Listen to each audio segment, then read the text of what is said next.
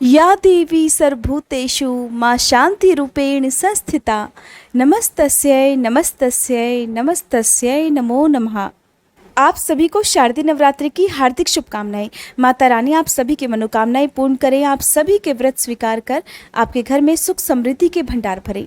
आज की इस वीडियो में आप जानेंगे नवरात्रि में अगर पीरियड आ जाए तो क्या करना चाहिए, नवरात्रि कब से कब तक है, कलश स्थापना का शुभ मुहूर्त क्या रहेगा, कलश की स्थापना आप बिल्कुल सरल और आसान विधि से कैसे कर सकते हैं, किस दिन किस देवी की पूजा की जाएगी और चैत्र नवरात्रि में अष्टमी और नवमी तिथि कब कब रहने वाली है।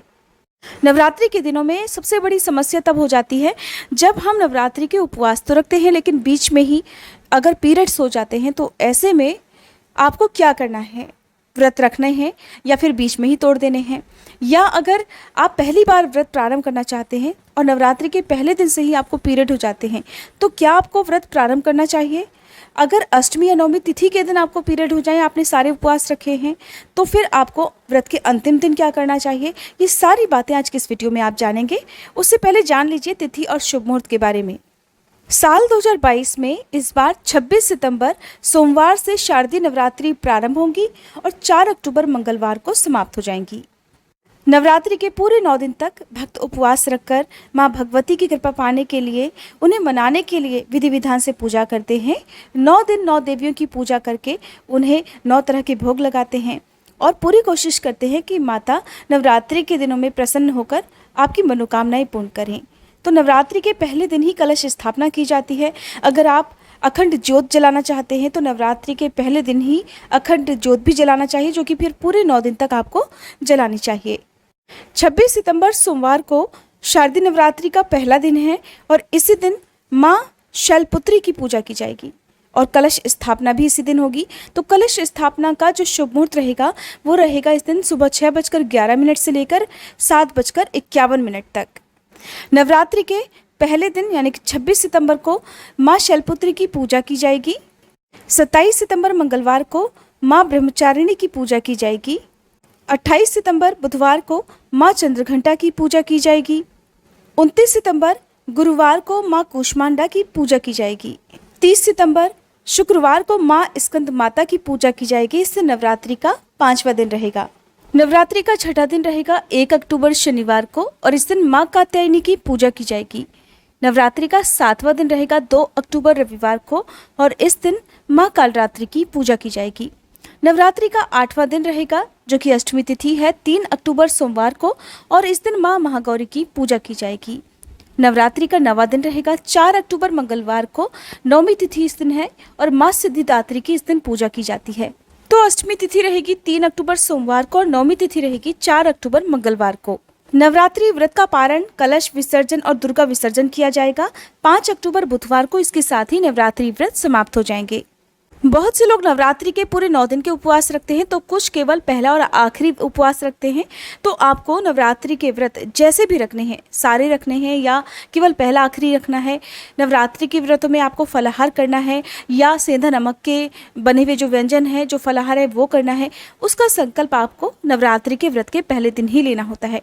अगर आप अखंड ज्योत जलाना चाहते हैं या कलश की स्थापना करना चाहते हैं तो उसका संकल्प भी आपको पहले दिन ही लेना होता है, क्योंकि संकल्प लेकर की गई पूजा पाठ या किया गया व्रत जल्दी फलित हो जाता है। तो इस तरह से आप नवरात्रि के दिन अपने घर में माता की चौकी सजाएं, कलश की स्थापना करें। बिल्कुल सरल और आसान विधि से कलश की स्थापना कैसे करनी चाहिए, इसकी अलग से वीडियो आपको हमारे चैनल पर मिल जाएगी, आप जरूर देख लीजिएगा।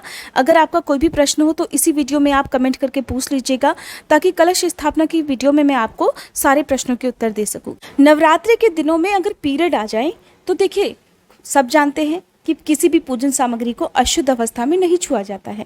तो आप ऐसे में नवरात्रि के दिनों में केवल मानसिक पूजा कर सकते हैं, यानी कि मन से ही देवी माँ की पूजा कर सकते हैं। आप सुबह शाम स्नान करें, साफ स्वच्छ वस्त्र भी धारण करें। बस आपको किसी भी पूजन सामग्री को नहीं छूना है, किसी मूर्ति को नहीं छूना है। और क्योंकि शिव महापुराण में भी इस बात को आप अच्छे से सुन सकते हैं, जो कि अभी हाल ही में हमने इसी चैनल पर आपको शिव महापुराण कथा सुनाई थी, उसमें स्वयं भगवान कहते हैं कि अगर कोई व्यक्ति खुद स्नान करने में समर्थ नहीं है, खुद से पूजा पाठ करने में समर्थ नहीं है, तो बिना स्नान किए भी आप अपने मन में स्नान का भाव करके कि आपने मन से स्नान कर लिया और मन में ही आप हर उस वस्तु का ध्यान करें जो जो आप अपने आराध्य देवी देवता को अर्पण करना चाहते हैं। इस प्रकार से की गई पूजा मानसिक पूजा कहलाती है। तो आप इंटरनेट पर सारी विधि देख सकते हैं, आराम से कथा भी पढ़ या सुन सकते हैं। दुर्गा सप्तशती के पाठ, पूरे 9 दिन की कथाएं, पूजा विधि और आरती की मंत्रों की सारी जानकारी आपको लगातार 9 दिन तक हमारे चैनल पर भी मिलती रहेगी। आप चाहें तो हमारे चैनल पर या जिस भी चैनल को आप फॉलो करते हैं वहाँ पर जाकर आप इन कथाओं को, इन सब चीज़ों को देख सकते हैं। तो देखिए, आप नवरात्रि के 9 दिनों में यदि आपको पीरियड होते हैं तो आप मानसिक पूजा जरूर करें, व्रत ना छोड़ें, मन से ही आप सारी पूजा करें। कहते हैं अगर सच्चे मन से हम पूजा करते हैं, हमारे पास सामग्रियों का अभाव होता है तो अभाव जरूर होता है, लेकिन अगर हमारे भाव सच्चे हैं और हमारे भावों में किसी प्रकार की कोई कमी नहीं है तो माता रानी हमारी पूजा को या इस प्रकार के उपवास को जरूर स्वीकार करती है। तो मन में किसी प्रकार का वहम ना रखें कि आपने खुद से पूजा नहीं की है, आपको मन में बुरा नहीं लगना चाहिए। पीरियड्स की स्थिति में आप अपने ही परिवार के किसी भी सदस्य से, चाहे वो कन्या हो, कोई पुरुष हो या आपके घर में माता बहन हो, उनसे आप पूजा करवा सकते हैं। कई बार हम अकेले बाहर रहते हैं तो घर परिवार का कोई सदस्य साथ में नहीं होता है, ऐसे में आप आसपास के लोगों से भी अपने घर में माता रानी की पूजा करवा सकते हैं। जो लोग भी नवरात्रि के उपवास हर साल रखते हैं तो उनके लिए मैं एक बात बता दूं कि अगर आपको इस नवरात्रि पहले दिन से ही पीरियड हो जाते हैं तो भी आपको ये व्रत रखना चाहिए, अधूरे नहीं छोड़ने चाहिए। जितने भी व्रतों का आपने संकल्प लिया है, जैसे कुछ लोग साल का या कुछ लोग 5 साल या 7 साल के उपवास रखने का ऐसा संकल्प लेते हैं, कुछ आजीवन रखते हैं, तो उस तरह से आपको पालन करना है, आपको व्रत रखने हैं। लेकिन जो भी महिलाएं, जो भी कन्याएं इस व्रत को पहली बार प्रारंभ करना चाहती हों और अगर आपको व्रत के पहले दिन से ही पीरियड हो जाते हैं तो फिर ऐसी स्थिति में आपको व्रत प्रारंभ नहीं करने चाहिए, क्योंकि व्रत हमेशा शुभ और हमेशा शुद्ध स्थिति में ही प्रारंभ किए जाते हैं, तभी वो व्रत मान्य होते हैं।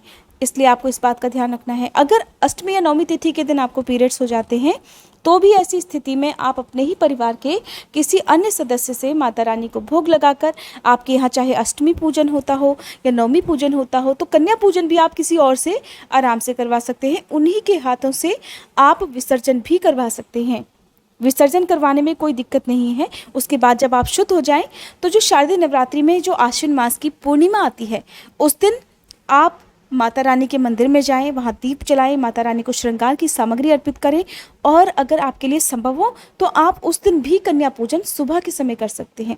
पूर्णिमा की तिथि बहुत ही शुभ मानी जाती है उन लोगों के लिए जो नवरात्रि में अशुद्ध हो गए हों, जैसे पीरियड्स हो जाते हैं, पूजा ना कर पाते हों या अष्टमी नवमी का पूजन आप ना कर पाए हों। कई बार तो लोग कलश विसर्जन भी नहीं कर पाते हैं, तो ऐसे में आप पूर्णिमा तिथि को भी सुबह के समय पूजा करके माता रानी को श्रृंगार करके भोग लगाकर उस दिन भी आप विसर्जन कर सकते हैं। जो चौकी हटाई जाती है वो उस दिन भी आप कर सकते हैं। अगर आप अष्टमी नवमी तिथि के दिन अशुद्ध हैं, आपके घर परिवार में या आपके आसपास कोई भी आपके हिस्से की पूजा या विसर्जन करने वाला यदि नहीं मिलता है तब, तो पूर्णिमा तिथि के दिन आप चाहें तो कन्याओं को भोजन करा सकते हैं। कन्या के साथ में एक बटुक भैरव की पूजा जरूर करें और अगर आप ऐसा नहीं कर पाते हैं तो मंदिर में जो माता रानी का मंदिर होता है वहाँ पर 9 कन्याओं और एक बटुक भैरव के जो भी पूजन में सामग्री लगती हो, चाहे वो आप सामग्री दान में दे दें या दक्षिणा वगैरह आप दान में दे सकते हैं।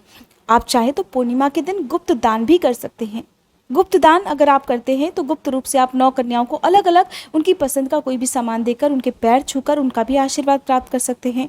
हालांकि गुप्त नवरात्रि के दिनों में ये काम किया जाता है, लेकिन अगर आप पीरियड्स की स्थिति में पूर्णिमा के दिन ही काम करते हैं तो कहते हैं कि माता रानी आपकी किसी भी गलती को क्षमा कर देती हैं, बहुत आसानी से आप पर प्रसन्न हो जाती हैं।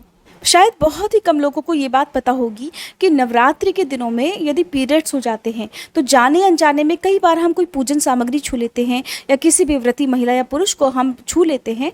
जैसे कि कई बार कोई पूजा करने जा रहा हो और हम उससे छू जाएं तो उससे भी दोष लगता है। व्रती महिला पुरुष को तो लगता ही है, जो भी अशुद्ध स्थिति में महिला या कन्या होती है उन्हें भी दोष लगता है।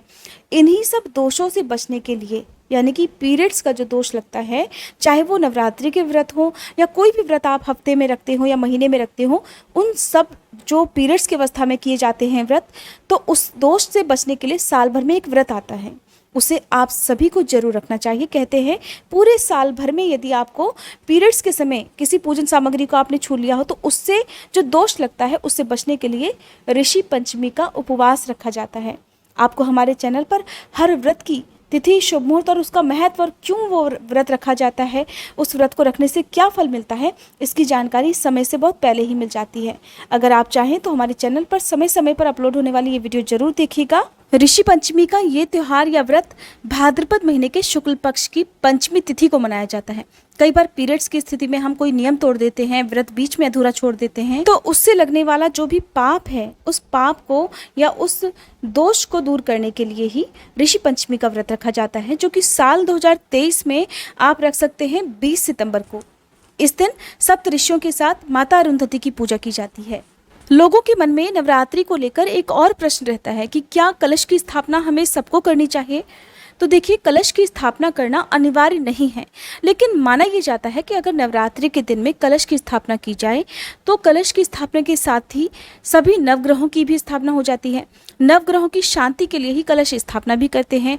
कलश स्थापना करने के साथ ही साक्षात माँ लक्ष्मी जी का वास घर में हो जाता है। बहुत सारी शुभ शक्तियों का प्रवेश आपके घर में हो जाता है।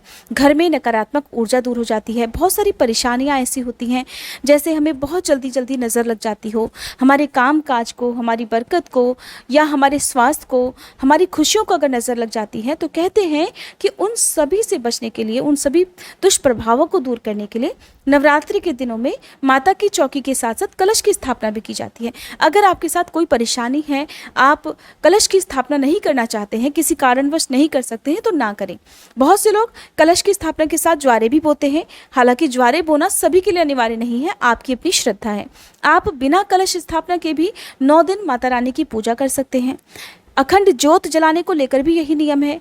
हालांकि अखंड ज्योत पूरे 9 दिन तक ही जलाई जाती है, लेकिन जिनको बहुत ज़्यादा मन हो अखंड ज्योत जलाने का, किसी कारणवश आप पूरे 9 दिन तक ना भी जला पाएँ, तो आप केवल 24 घंटे भी अखंड ज्योत जला सकते हैं। जैसे पहले दिन अगर आप संकल्प लेते हैं कि आप केवल 24 घंटे अखंड ज्योत जला सकते हैं, उसके बाद आप नॉर्मल तरीके से सुबह शाम ही ज्योत जलाएंगे, तो आप क्या करेंगे कि पहले दिन जब आप कलश की स्थापना करते हैं उस समय आप अखंड ज्योत जला लें।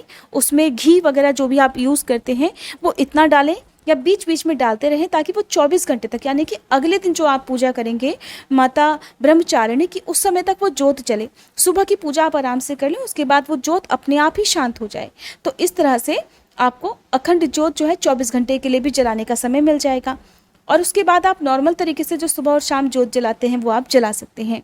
ऐसा इसलिए क्योंकि अखंड ज्योत जलाने का बहुत सारा नियम है, बहुत सारी सावधानियाँ बरतनी होती हैं। और नवरात्रि के पूरे 9 दिन में जो भी उपवास रखते हैं उन्हें अपने घर का दरवाज़ा बंद करके बाहर नहीं जाना चाहिए। मतलब रात के समय नहीं जाना चाहिए। आप दिन के समय जैसे कामकाजी हैं तो आप जा सकते हैं, लेकिन रात में आपके घर में बाहर से मुख्य द्वार पर ताला ना लगे, इस बात का आपको ध्यान रखना है। आपके घर में कोई ना कोई सदस्य माता रानी के साथ होना चाहिए। उम्मीद करती हूँ कि नवरात्रि के दिनों में अगर पीरियड हो जाएं तो पूजा कैसे करनी चाहिए, क्या करना चाहिए, क्या नहीं करना चाहिए, ये जानकारी आपको या आपके सारे प्रश्नों का जवाब इस वीडियो में आपको मिल गया होगा। अगर ये जानकारी आपको पसंद आई हो तो प्लीज़ वीडियो को लाइक कीजिएगा। आपका कोई भी प्रश्न हो, कोई सुझाव हो तो कमेंट बॉक्स में लिख सकते हैं।